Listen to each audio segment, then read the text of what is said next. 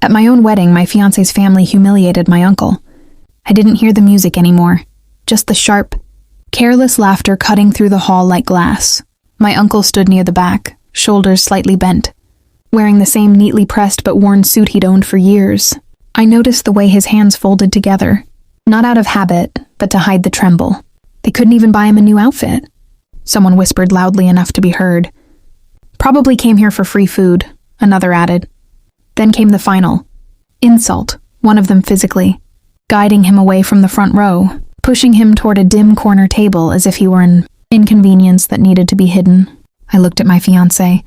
She smiled. Not uncomfortable, not apologetic, just smiling, like this was normal, like this was acceptable. And in that moment, something inside me didn't break. It went completely still. I grew up in a house where respect wasn't loud. It was quiet, consistent, and earned over time. My parents built everything slowly, brick by brick, teaching me that dignity didn't come from what you wore, but how you stood when people tried to make you feel small.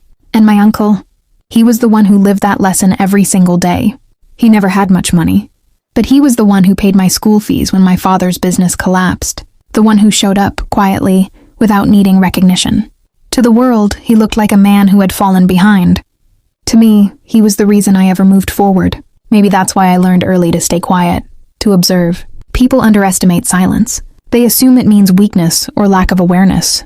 I let them think that. It made things easier. My fiancé's family especially liked that version of me, the polite, composed man who didn't interrupt, didn't challenge, didn't make scenes. They mistook restraint for submission. They thought my calm nature meant I wouldn't draw lines. And standing there at my own wedding, watching the one man I owed everything to being reduced to a joke, I realized they had never understood me at all. It hadn't started at the reception. The first crack came weeks earlier, during a dinner at their house. My uncle had arrived a few minutes late, apologizing softly, holding a simple gift wrapped in old newspaper. I remember the way my future mother-in-law took it. 2 fingers, careful like it might stain her. She smiled, but her eyes moved past him, already dismissing his presence. "Next time, no need to bring anything," she said lightly. "Just come, as you are." It sounded kind.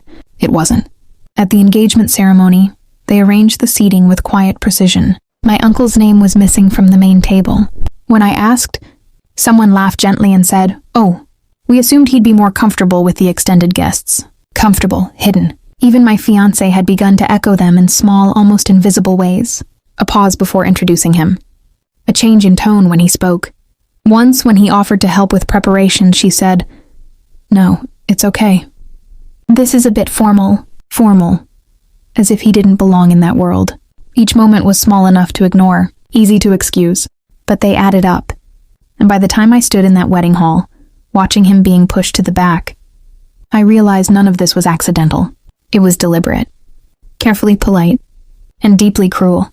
The moment didn't arrive with noise. It came quietly, in the space between one breath and the next. My uncle adjusted his sleeves as he sat at that back table, smoothing the fabric as if it still mattered how he looked. He didn't complain. He didn't even look toward me. That was the part that stayed with me. He had already accepted it. I hadn't. I glanced around the hall, the polished decor, the carefully curated guests, the effortless confidence of people who had never been told they didn't belong.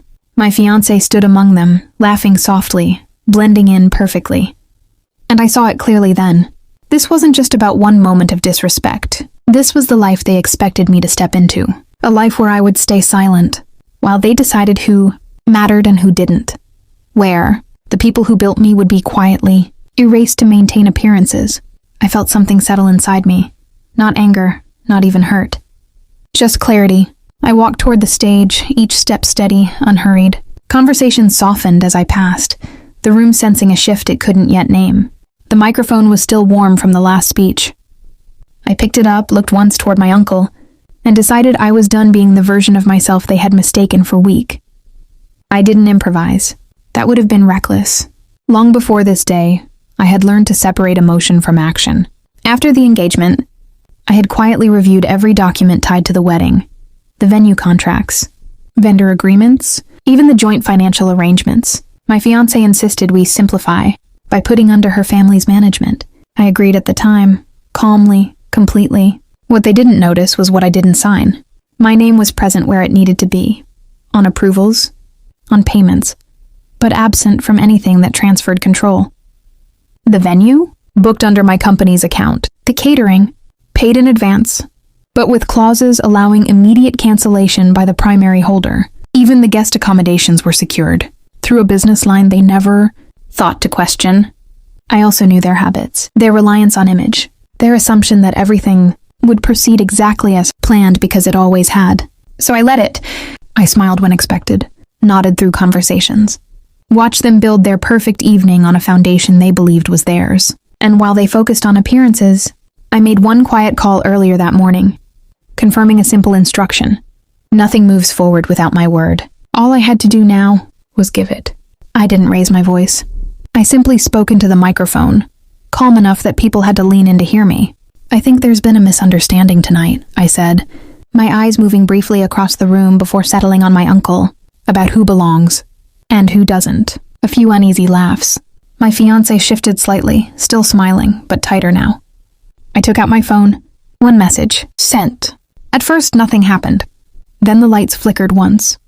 Not dramatically, just enough to break the rhythm of the room. The music faded mid-note. Conversations paused, confused. Near the entrance, I saw the event manager step in, scanning for me. I gave a small nod. Within minutes, the quiet unraveling began. Staff approached tables, apologizing in low voices. Service slowed, then stopped entirely. The bar closed. The screens that displayed our photos went dark. My fiancé's father walked toward me, his confidence cracking at the edges. What is this? I met his gaze, steady. It's over, I said. Not loudly, not angrily, just final. Behind him, the carefully constructed evening, his evening, began to collapse. Piece by piece, without a single scene, exactly as planned. For a few seconds, no one moved. Then the whispers began, low, uncertain, spreading faster than the music ever had. Guests checked their phones, exchanged looks, tried to understand how something so polished could unravel so quietly. Confusion turned into discomfort and discomfort into distance.